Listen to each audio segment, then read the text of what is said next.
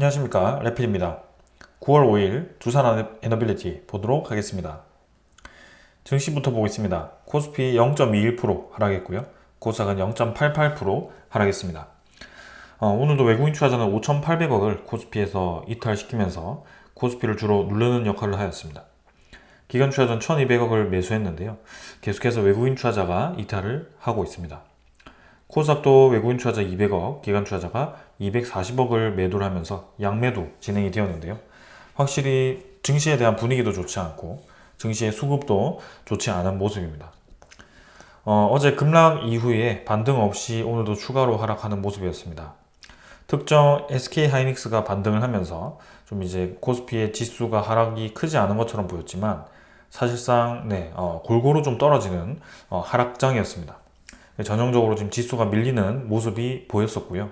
이 갭을 메워주지 못하고 추가적으로 밀리는 모습이 조금은 우려스럽습니다. 특히 투자 수급을 보게 되면 외국인 투자자가 지금 어제 1조 매도에 이어서 오늘도 5,800억을 매도하면서 이제 8월 말부터 계속해서 매도에 집중하는 모습입니다. 기관 투자자는 지금 금융투자 560억을 제외하고는 사실 어디죠? 연기금 투자자인가요? 네, 연기금 투자자가 좀 방어를 해주었지만 사실 크게 많이 매수하지 않았고요. 1200억 정도 매수를 하면서 이전에 3일 정도 이탈했던 부분에 대해서는 크게 반등 매매가 없었습니다. 지금 외국인 투자자가 계속해서 이탈을 하고 있는데 이 이탈 조짐이 어디까지 이제 나오는지 계속 보겠습니다. 코스닥은 지금 0.88% 하락을 했고요. 725포인트입니다. 그래서 지금 쌍바닥을 그리면서 지금 떨어지는 분위기가 형성이 되고 있고요. 오늘도 1% 가까이 떨어지면서 진행이 되었습니다. 자, 그래서 지수 전체가 계속 밀리고 있는 분위기고요. 외국인 투자자, 기관 투자자도 오늘 양매도 진행을 하면서 계속해서 수급적으로는 이탈을 하고 있습니다. 해외 증시 분위기도 썩 좋지 않았습니다. 니케이 1%또 하락을 했고요. 나스닥도 0.3% 정도 내려가면서 추가적인 하락이 좀 있었고요. 상해 종합은 보합 수준인데 최근에는 상해 종합은 조금 디커플링 되는 모습입니다. 환율은 1335원으로 0.6원 정도 올라가서 마무리가 되었고요. 여전히 이제 1300원 수준에서 머무르고 있지만 이 이후에 이제 환율이 어떻게 흘러가는지 또 봐야 될 것 같습니다. 그래서 금리 인하가 본격적으로 시작되면 환율은 더 떨어질 수 있을 것 같거든요. 그래서 9월에 이제 FOMC에 대한 결정에 대해서 좀 지켜볼 필요가 있겠습니다. 자, 그래서 이 정도로 이제 증시 보았고요. 그 다음에 선물 지표도 한번 보겠습니다. 선물 지표는 지금 추가적으로 하락 중인데 거의 보합 수준이라고 보시면 될 것 같습니다. 유럽 증시도 지금 0.5% 정도 떨어지고 있고요.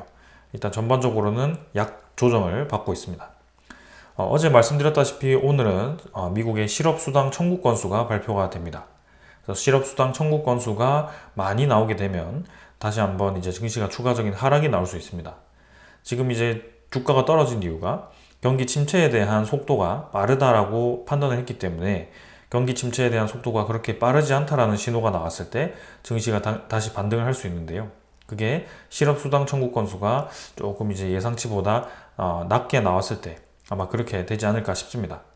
그래서 지금은 너무 빠르게 침체가 되어서도 안 되고 물가도 적절하게 떨어져야 되고 굉장히 어려운 분위기가 우리에게는 많은 조건들이 부합을 해야만이 증시가 크게 떨어지지 않고 무난하게 금리가 떨어지면서 반등을 할 수 있는 상황이 만들어집니다. 근데 지금 그러한 상황이 하나씩 핀트가 어긋날 때마다 좀 어려운 상황이 만들어지죠. 그만큼 증시에 지금 자금이 많이 몰려 있다는 뜻이고요. 좀 그러한 것들을 면밀하게 계속 보겠습니다. 국제유가가 지금 69.47달러로 진행 중이고요. 계속 이제 떨어지고 있습니다. 고점을 낮춰가면서 눌러지는 모습이고요. 국제유가는 이제 저점을 뚫고 추가적으로 이제 내려갈지 아니면 반등할지 봐야 됩니다. 이것도 사실 국제유가는 이 전체적인 시장에 대한 둔화에 대한 시그널이 될 수 있습니다. 그래서 70달러 아래로 떨어졌다는 것 자체가 이미 시장에 대한 경기 침체 우려로 유가가 많이 떨어졌다고 볼 수가 있는데요. 결국에는 이제 오늘 발표되는 지표에 따라서 국제유가가 또 이제 반등을 하느냐 아니면 추가적으로 계속 하락을 하느냐 그렇게 결정이 될 것 같습니다. 외환도 지금 달러 N을 보시면 143엔이죠. 그래서 143엔이 이제 1달러인데 지금 최근에 1년 동안에 이 엔화 가치가 상당히 빠르게 올라가고 있습니다. 이 환율이 떨어진다는 것은 엔화에 대한 가치가 높아진다는 거죠. 그렇기 때문에 우리가 계속 우려하고 있는 그 엔 캐리 청산이 이 미국의 금리 인하와 함께 나타날 수 있다라는 그런 또 우려감이 있습니다. 그래서 미국의 경기 침체로 인해서 달러 강세가 또 약해지고, 그 다음에 저런 이제 엔화에 대한 강세가 또 이제 엔캐리에 대한 청산을 좀 더 가속화시킬 수도 있는 굉장히 이제 애매한 상황이 지금 펼쳐지고 있거든요. 그래서 이러한 이 엔화에 대한 환율도 조금은 지켜봐야 될 것 같습니다. 그래서 이 환율의 움직임에 따라서 우리나라 증시가 일본 증시와 함께 좀 급락을 하고 급등을 하고를 반복하고 있는데, 이전에 엔화가 이제 급락을 했을 때 그때와 유사하게 지금 증시가 하락을 하고 있고, 그리고 실제로 엔화에 대한 가치도 높아지고 있다. 그래서 엔캐리 청산이 우리나라 증시에도 영향을 주기 때문에 그런 것들 계속 지켜보겠다라는 말씀을 드리겠습니다. 3.7%로 국채금리는 지금 10년물 국채금리는 하락을 하였죠. 그래서 경기 침체에 대한 우려감으로 이 국채금리도 아주 빠르게 급락을 하고 있습니다. 이전에 코로나 때도 이 국채금리가 급락했던 적이 있습니다. 그러나 그 이후에 과도하게 이제 금리가 떨어지면서 엄청나게 이제 국채금리가 올라왔었고요. 5%까지 거의 찍고 나서 지금 서서히 떨어지고 있는 분위기죠. 그래서 경기 침체가 다시 해소가 되면 국채금리가 일정 부분 다시 반등을 하겠지만, 일단은 오늘 9시 반에 그 지표가 발표되기 때문에 그 부분에 대해서 좀 지켜보겠습니다. 그래서 지금 섣불리 판단하기 좀 어렵고요. 분명히 이제 여러 가지 불확실성들이 도사리고 있습니다.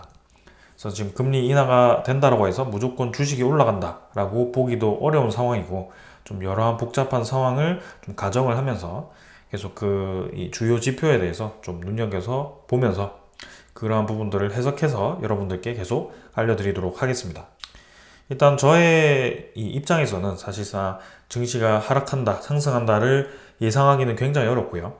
지금 이 결과론적인 얘기를 드릴 수밖에 없는 그런 상황이다. 그래서 어떠한 시그널이 좀 약하게 들어왔을 때 그걸 바로바로 여러분들께 캐치해서 전달하는 역할을 지금 하고 있기 때문에 그 부분에 대해서는 좀 양해를 부탁드립니다. 그래서 저도 증시가 하락할 것 같다, 하락한다 이렇게 확신을 갖고 좀 빨리 정리를 하고, 상승한다 이렇게 확신을 갖고 다시 들어가고 이렇게 하고 싶지만, 사실상 지금 복잡한 금리에 대한 역할, 그 다음에 복잡하게 얽혀있는 그런 엔화에 대한 가치, 이러한 것들이 상당히 이제 분석하기가 어렵습니다.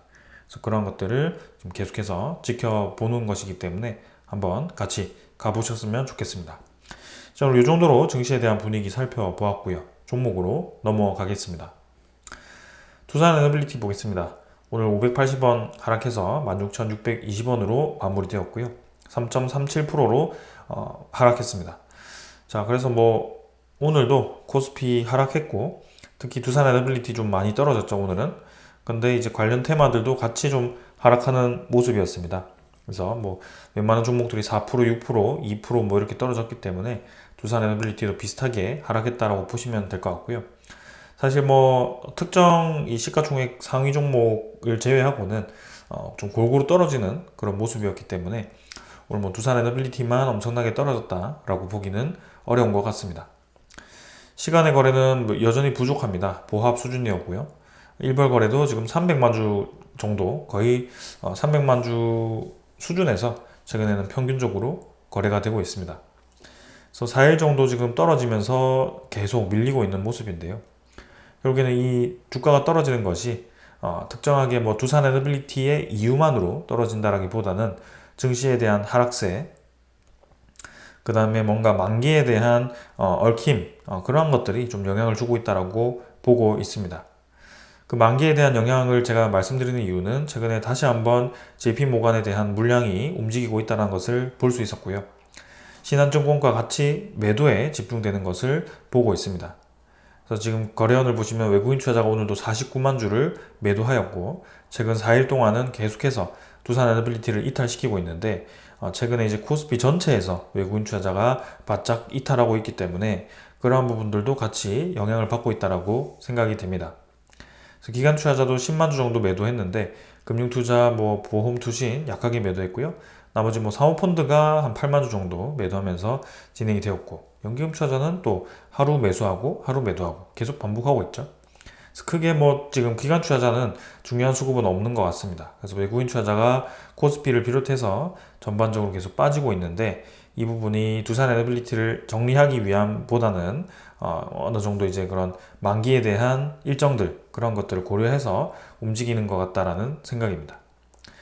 공매도 잔고도 지금 다시 늘어나는 분위기고요. 한 4만 주 정도 증가해서 151만 주입니다. 이 수량 자체는 별로 중요하지 않은데요.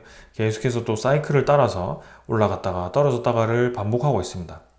뭐 그게 이제 수준이 작기 때문에 크게 뭐 중요하게 생각할 필요는 없어 보이지만, 최근에 이 야금야금 떨어지는 주가, 그 다음에 그런 수급들, JP모간과 신한증권이 또 매도에 집중하고 있는 그런 수급들, 그런 모습들을 보면 확실히 또 그런 만기와 관련된 물량이 아닌가라는 생각을 할 수밖에 없습니다.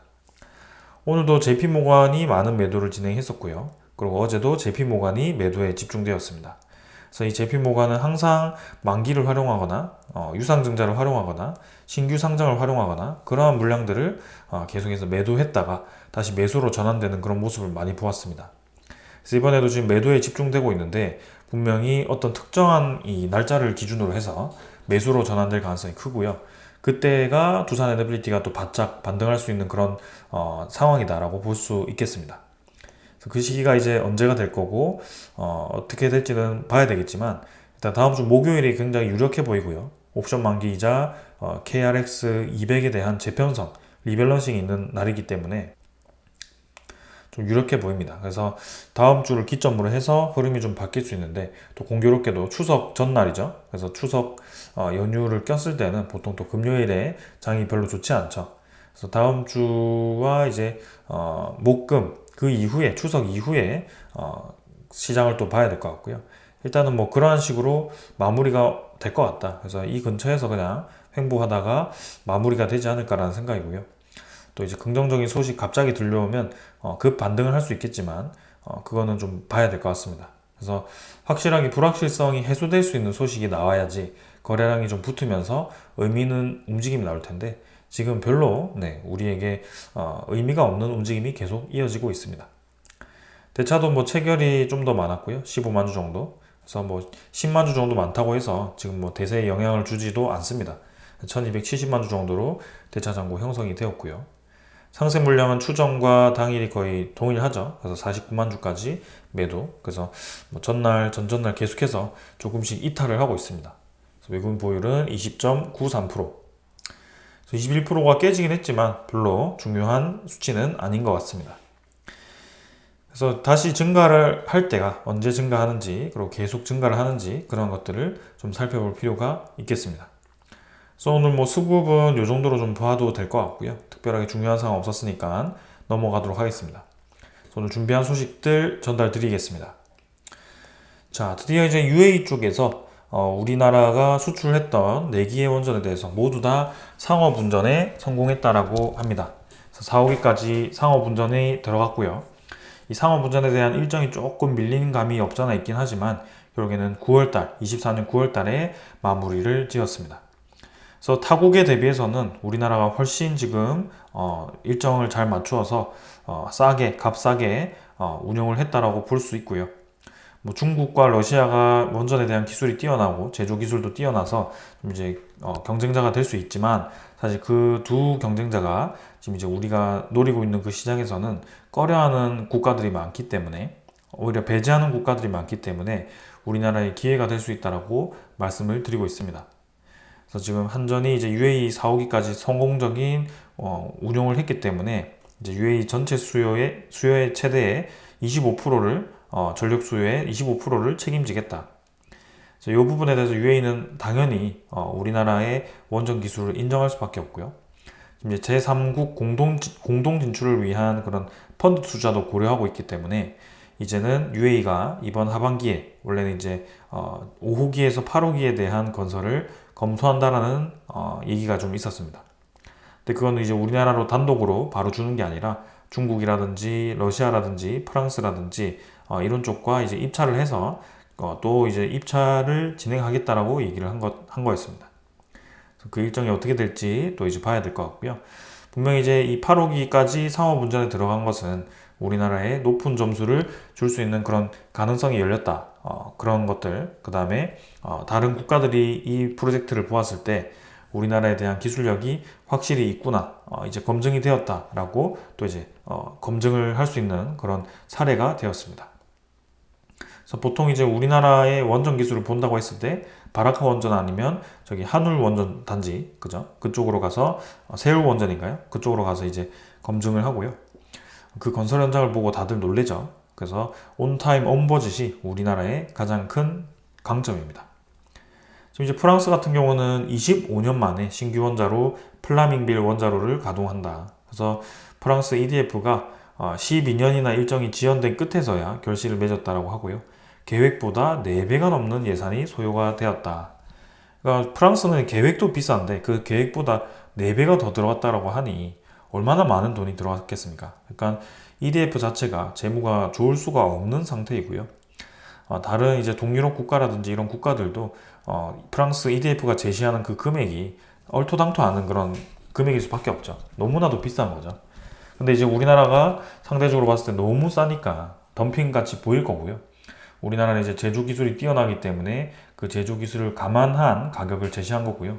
제조 기술이 좋기 때문에 인건비를 그만큼 아낄 수 있는 거고, 그러한 부분에서 많은 메리트가 발생한 것으로 보여집니다. 그래서 우리나라의 추가 수출이 이제 기대가 되는 그런 대표적인 사례가 또 하나 나왔기 때문에 한번 기다려 보도록 하겠습니다. 자, 그 다음에 이제 체코 원전에 미국의 웨스팅하우스의 설비를 검토한다라는 소식이 좀 있었는데요. 산업부에서는 아직 정해진 바는 없다라고 얘기가 나왔습니다. 이제 이번에 지재권을 해결하기 위해서 다시 한번 정부가 지금 이제 체코 원전 수출 걸림돌인 웨스팅하우스와의 그런 이 합의를 한다라는 가정하에 지금 이제 UAE 사례처럼 우리가 다시 UAE 쪽에 그 기자재를 수입하는 방안으로 검토를 하고 있다라는 소식이 들려왔습니다. 그래서 이 기자재에 대해서는 이미 우리가 국산화에 성공을 했고, 그 국산화 사례를 들어서 이번에 그 우리나라 독자적인 수출권이 있다라고 제시를 한 건데요. 그게 지금 이 원자로 냉각제 펌프, 터빈 기자재 등 주요 부품을 이제 그렇게 이제 우리가 국산화했다라고 설명을 했던 겁니다. 근데 UAE 그 수출 때는 웨스팅하우스로부터 이제 구매를 하였고, 거기에 추가로 로열티 금액까지 이렇게 제시를 했기 때문에 상당히 이제 우리 입장에서는 전체 사업 규모의 한 10% 정도를 넘겨주는 그런 셈이었거든요. 근데 이번에도 이제 그러한 방안을 검토하고 있다는 소식이 들려왔는데, 아직까지는 뭐 산업부는 이 최종 계약이 이루어진 후에 결정되는 것이기 때문에 현재 정해진 것은 없다라고 해명을 하기는 했습니다. 지금 여러 가지 가정들이 계속 나열이 되고 있는 것을 보았을 때는 산업부라든지 지금 우리나라 측에서 계속해서 웨스팅하우스와 좀 빠르게 이 소송 지재권을 해결하기 위해서 노력을 하고 있다는 것이 좀 보여지고 있고요. 이번 9월에 또 이제 원전 관련한 인사가 지금 미국에 출장을 가는 것으로 보여집니다. 그래서 그때 가서 또 이제 미국 이 에너지부 쪽과 협의를 하든지 웨스팅하우스를 만나든지 또 이제 진행을 할 것 같고요. 아마도 윤석열 대통령이 그 체코에 가기 전에 계속해서 지금 물밑 작업을 하고 있는데, 딱 이제 갔을 때 웨스팅하우스와의 그런 이 소송이 완전히 이제 해결이 되면 상당히 이제 좋은 그림이 만들어질 거라고 보고 그렇게 좀 적극적으로 합의를 하는 것 같습니다. 근데 한편으로는 이제 너무 급하게 이제 합의를 시도하다 보니 우리에게 좀 불리한 방향으로 진행되는 건 아닌가라는 우려감을 좀 표하고 있고요. 실제로 이제 우리가 끝까지 갔을 때 우리가 지지 않는다라는 이 문헌, 그죠? 그 문헌상의 증거물도 있기 때문에 끝까지 가야 된다라는 사람들도 있습니다. 근데 결국에는 이게 웨스팅하우스와 한수원의 두 기업 간의 문제였다면 단순히 이제 그렇게 끝나면 되겠는데, 은근히 이제 미국 정부, 미국 에너지부에서 그 두 기업 간, 그 다음에 두 국가 간의 협력을 위해서 좀 이제 암묵적으로 합의를 하기를 원하고 있죠. 왜냐하면 미국은 지금 이제 다시 이제 원전 이 주도권을 중국과 러시아로부터 이 세계 주도권을 가져오고 싶어 하는 건데, 우리나라의 제조 기술을 이제 강하다는 것을 알고 있죠. 근데 여기에 웨스팅하우스의 원천 기술이 이제 완전히 배제가 되는 그런 상황이 된다면 한국이 독자적으로 이제 이 시장을 모두 먹는 그런 상황이 생길 수도 있다는 그런 우려감이 있을 것 같습니다. 그래서 미국이 지금 애매한 스탠스를 취하면서 계속 이제 합의를 유도하는 것 같고요. 우리 정부와 그다음에 우리 인사들도 아마 그러한 부분들을 캐치를 했을 겁니다. 그래서 무작정 이제 단호하게 나가서 끝까지 가는 것보다는 적절하게 합의를 하는 것이 맞다라고 보여지고요. 왜냐하면 지금 당장 체코 원전만 할 게 아니고 그 나머지 이제 대형 프로젝트들, 그 다음에 SMR 관련한 협력, 그 다음에 원전 해체 관련한 시장 공략, 이런 여러 가지 분야로 지금 미국과 협력을 앞두고 있기 때문에 그러한 것들을 좀 넓게 본다면 우리가 이 프로젝트 상에서 좀 로열티를 주고 기자재를 좀 주더라도 결국에는 합의하는 것 자체가 의미가 있다라고 좀 보여집니다. 그래서 지금 웨스팅하우스도 웨스팅하우스대로 수주한 게 있고 우리나라도 우리나라대로 수주한 게 있기 때문에 그 두 개가 합의가 되는 순간 그 많은 시장들이 지금 우리나라 쪽으로 같이 협력해서 들어가는 시장으로 바뀔 수가 있다는 것이고요.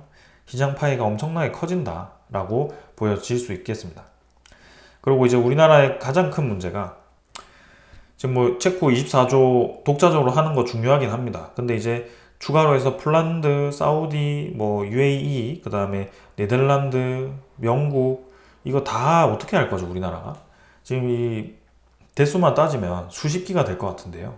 그 수십 개가 한 개당 지금 유럽에 들어가는 게 지금 12조라고 따졌을 때 우리나라 기준으로 수십 개라고 하면 지금 수백조죠, 수백조. 수백조를 우리나라가 단독으로 진행을 했을 때 진행할 수가 있느냐? 그게 이제 거의 불가할 겁니다. 그래서 이게 어쩔 수 없이 다국적으로 지금 협력체를 꾸려가지고 여기저기 이제 들어갈 수밖에 없는 그런 상황인데 그게 지금 이제 들어가기 전에 이제 서열 싸움이라고 할까요? 약간 그런 정도라고 보시면 될 것 같습니다. 그래서 웨스팅하우스도 우리나라가 필요하다는 걸 알고 우리나라도 미국과 협력을 원하고 있기 때문에 그 두 개가 상충하는 지점을 계속 찾다 보니 서로의 기싸움이 지금 이어지는 거고요. 웨스팅하우스도 결국에는 합의를 가정하고 이렇게 이제 미친 척하고 계속 이제 항의를 하는 게 아닐까 싶습니다. 자, 아무튼 간에 지금 한국과 체코가 외교 장관 회담을 9일에 개최를 하면서 이제 우리나라 대통령과 경제사절단이 체코에 나가기 전에 좀 이제 좋은 이제 이 환경을 좀 만들고 있는 것 같습니다. 그래서 이제 자, 원전의 성공적인 완수, 그다음에 양국 간의 관계가 이제 한층 더 중요한 계기가 된다. 발전할 수 있는 중요한 계기가 되는 그런 성과들을 준비하자. 이러한 의미입니다. 자, 그래서 웨스팅하우스의 합의 소식이 이제 어떻게 들려올까가 참 이제 궁금해지는 상황이고요. 인수를 하던 합의를 하던 이제 우리가 뭐 조금 손해를 보고 로열티를 주던 결국에는 어떠한 이 합의안이 나오더라도 지금 두산 에너빌리티 입장에서는 긍정적인 시그널이 나올 거라고 보여집니다. 그래서 한수원 입장에서는 조금 이제 기분 나쁘겠지만 결국에는 기자재 업체들은 크게 기분 나쁠 게 없고요. 뭐 냉각제 펌프라든지 좀 이제 터빈 기자재를 조금 주더라도 두산 에너빌리티 입장에서는 웨스팅하우스와의 협력 체제를 기르고 미국 시장과 그런 웨스팅하우스가 수주했던 그런 기자재 시장을 다 같이 들어가면 훨씬 더 파이가 커질 수 있는 겁니다. 그래서 그런 부분들을 좀 이제 노릴 수가 있는 것 같고요. 이제 고위급에서 어디까지 이제 합의가 되었고 곧 이제 결정되는 그런 상황이라면 어느 정도 이제 안이 만들어졌을 거라고 보여지고요. 그러한 안을 지금 두산 에너빌리티 경영진이 알고 있는지도 사실 잘 모르겠습니다. 근데 알고 있다고 한다면 이제 뭐 대형원전 100기와 SMR에 대한 대형원전 10기와 SMR에 대한 100기를 무리하게 제시해서 합병을 추진하려고 하는 그 소식들이 모든 게 짜여진 건가라는 좀 생각도 좀 듭니다. 그래서 뭐 어떻게 되었던 간에 우리 입장에서는 지금 불확실성이 굉장히 큰 상황인데 이제는 좀 그런 불확실성이 하나가 좀 해결이 된다면 눌러있던 그런 두산 에너빌리티 주가가 좀 크게 올라가지 않을까라는 생각입니다. 결과는 윈윈하는 방향으로 갈 건데요. 그게 어떻게 될지 한번 내년 3월 전에는 분명히 승부수를 볼 겁니다. 그래서 남은 6개월 동안 한번 지켜보자라는 말씀을 드립니다. 자, 그리고 두산 에너빌리티가 이제 회사채 발행을 진행을 했었는데요. 800억에 대한 회사채가 지금 이제 수요가 많았다라고 합니다. 그래서 수요가 많았을 때 이제 이 증액을 할 수 있는데 1,500억에 대한 증액을 발행을 하는 것 같습니다. 그래서 회사채를 1,500억을 만들어서 이렇게 이제 1,500억을 마련을 한다면 차입 금액에 대한 변제 이 금액이 커진 것이기 때문에 두산에너빌리티 입장에서는 한숨을 이제 돌린다라고 보시면 될 것 같고요. 회사채를 좀 나쁘게 보시는 분들이 있는 것 같은데요. 결국에는 이 회사채라는 것은 회사에 대한 신용도를 가지고 돈을 빌릴 수 있다라고 보시면 되는 겁니다. 오히려 두산에너빌리티가 회사가 좋지 않을 때, 기업이 좋지 않을 때는 이 회사채를 발행하더라도 회사채에 대한 수요가 없었습니다. 내가 이 채권을 투자를 하는 데 있어서 어느 정도 수익이 나는 기업, 그 다음에 내 원금이 보장되는 기업에다 투자를 해야지. 결국에는 이 회사채가 인기가 있기 위해서는 기업이 잘 나가야지 인기가 있다. 그래서 당연히 이제 회사채의 등급이 높으면 높을수록 안전성이 높기 때문에 거기에 대한 이자가 낮긴 하겠지만, 분명히 지금 두산에너빌리티가 이렇게 1,500억까지 증액을 할 수 있다는 것은 지금의 두산에너빌리티의 그 시장에 대한 인식이 괜찮다라고 보는 것이 맞습니다. 그래서 회사채의 흥행이 나온다는 것은 좋은 소식이다라고 보시면 되겠습니다. 그럼 지금 이제 계속해서 돌아오는 차입금을 회사채로 막고, 또 만기가 돌아오면 또 회사채를 발행해서 막고, 이러한 부분들이 좀 있기 때문에 현금에 대한 유동성이 좀 필요하기는 합니다. 그래서 그러한 것들을 어떻게 마련하느냐에 대한 문제가 이번에 합병을 통해서 좀 이제 문제가 발생했던 거고요. 지금 이제 합병을 지금 이제 분할 비율을 재설정할까라는 이제 의문도 나오기 시작하죠. 결국에는 우리 입장에서는 굳이 두산 밥켓을 떨어뜨려서 이렇게 부랴부랴 하지 말고 돈 잘 버는 밥켓 그대로 놔두고 지금 할 수 있는 거 최대한 해보고 하자라는 것이고요. 그리고 두산 밥켓을 떨어뜨릴 거면 제대로 떨어뜨리자. 그래서 밥켓에 대한 그런 자본 가치를 그렇게 뭐 2.2조까지 한 거는 오케이, 그렇게 하자. 근데 대신 부채를 7천억을 떼가지 말고 7천억보다 훨씬 많이 떼가라. 그죠? 7 플러스 알파를 떼가서 아예 두산에너빌리티 부채를 확 떼버려가지고 원전 시설에 대한 투자, SMR에 대한 시설에 대한 투자, 그 다음에 해상풍력, 뭐 리사이클, 뭐 이거 다 하자. 그리고 그 나머지 부채 어차피 떼가면 로보틱스 밑에 들어가서 두산 밥켓과 둘이 합병을 할 거면 그거 뭐 유동 자금으로 알아서 처리해라. 이렇게 하는 거죠. 그래야 두산 에너빌리티 주주들이 동의를 하지 않을까요? 그래서 지금 이제 아직까지 그 정정 신고서가 나오지 않았고요. 계속 이제 정정 신고서가 밀리고 밀리면서 결국에는 주주총회 날짜까지 밀려버린 상황이고요. 이거 이제 추석 이후까지 좀 질질 끌고 가는 분위기입니다. 그래서 10월 초에도 지금 휴일이 많기 때문에 굉장히 이제 이 연말까지 또 이 일정이 밀리는 거 아닌가, 좀 그런 우려스러운 점도 있고요. 자, 어떻게 이제 또 안을 내놓을지. 우리에게는 별로 달갑지는 않다. 근데 파격적으로 부채 비율을 늘려서 가져가서 뭐 2조를 떼 가든 간에 그거를 우리 소액 주식도 비율을 낮춰라. 그죠? 그때도 말씀드렸다시피 지금 문제가 밥켓을 떨어뜨리는 과정에서 우리 지분을 떼가는 게 문제였던 거죠. 그래서 두산 밥켓을 지금 이 2.2조로 계산하고, 그죠? 자산가치 주식 비율이 이제 46% 했을 때 2.2조가 나왔는데, 오케이, 그것까지는 이해한다. 근데 부채를 7천억이 아니라 한 뭐 1.5조 붙여가지고 떼가면 자본 가치가 0.7조밖에 나오지 않습니다. 그러면 두산 에너빌리티의 자본 가치와 이 자본 가치를 비율로 나누면 우리의 주식 수가 25%가 사라질 수가 없습니다. 훨씬 적은 수치, 한 10% 수준으로 줄 거거든요. 그래서 그 정도로 하면 여러분들도 동의할 것 같죠? 그죠? 부채 1.5조 낮춰버리고 내 주식 10% 까지고 두산 로보틱스 몇 조 받더라도 결국엔 내가 가지고 있는 90%에 대한 주식이 부채 비율이 현저히 떨어진 상황이기 때문에 그게 재상장되었을 때 주가가 엄청나게 올라갈 수 있는 그런 좋은 기회가 마련되는 건데요. 그 정도는 해줘야 우리가 동의를 하죠. 근데 뭔가 애매하게 이제 숫자를 맞춰 놓은 것처럼 7천억을 제시를 했고, 그게 우리는 이해가 안 되는 거고, 그죠? 뭐 장기적으로 봤을 때 두산 밥켓에 대한 배당금이 계속 이제 700억씩 나온다고 했을 때 한 10년만 그걸 가지고 있어도 7천억이 되는 건데, 그게 굉장히 뭔가 불합리해 보인다. 그래서 그러한 부분들을 좀 잘 해결해라. 그죠? 그래서 로보틱스를 붙여서 그렇게 두산 지주사만을 위하지 않는다라고 하는 것은 제가 방금 말씀드린 것처럼 두산 에너빌리티의 부채를 많이 떼가면 됩니다. 네.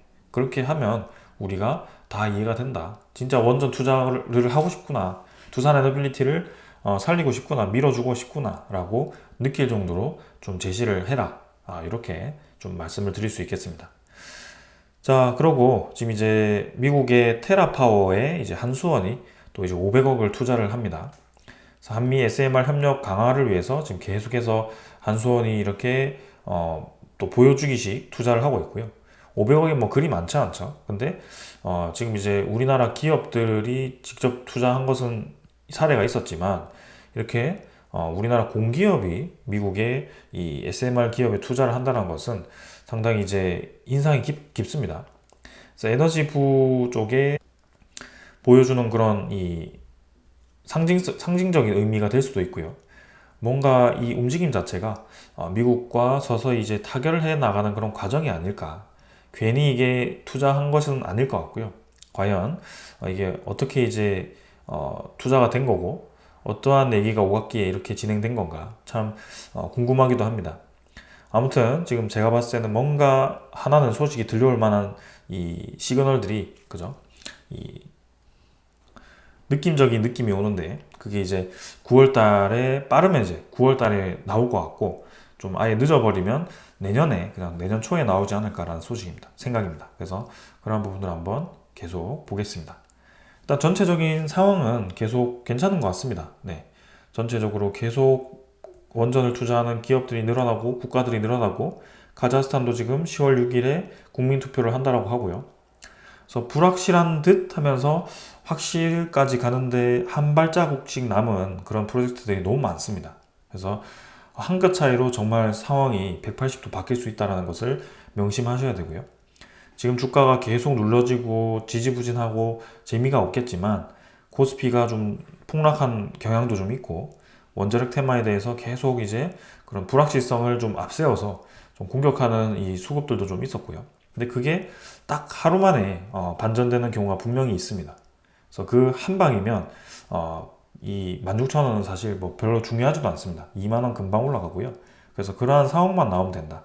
그래서 우리는 그 상황만 기다리면서 지켜보면 될 것 같고 이왕이면 두산 에너빌리티 주주를 위한다면 합병 지금 이제 정신없는 상황에서 합병을 제시한 것도 짜증나는데 좀 우리를 위해 달라. 그죠? 합병을 파격적으로 제시해라. 두산 에너빌리티를 위해서 합병 비율을 조정해라 라는 겁니다. 그래서 팝켓에 대한 지분을 떨어뜨릴 때 부채 비율을 훨씬 많이 떼가라. 두산 에너빌리티 7천억 떼가는 게 아니라 한 1조 이상, 1.5조 이상 떼가라. 그러고 우리 소각 비율 줄이고 두산 로보틱스 주식을 줘라. 이렇게 하면 되죠. 네, 그렇게 마무리를 하겠습니다.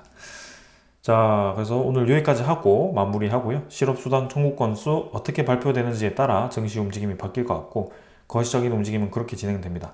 그래서 우리는 다음 주 옵션 만기와 그 다음에 KRX 200 재편성까지 좀 변동성이 있기 때문에 거시적인 움직임 그렇게 보면서 이제 두산 에너빌리티 관련한 원전 테마들 불확실성이 하나씩 이제 해결되는 타이밍까지 좀 이제 인내심 있게 기다려 봤으면 좋겠습니다. 오늘 여기까지 하고 마무리하겠습니다. 감사합니다.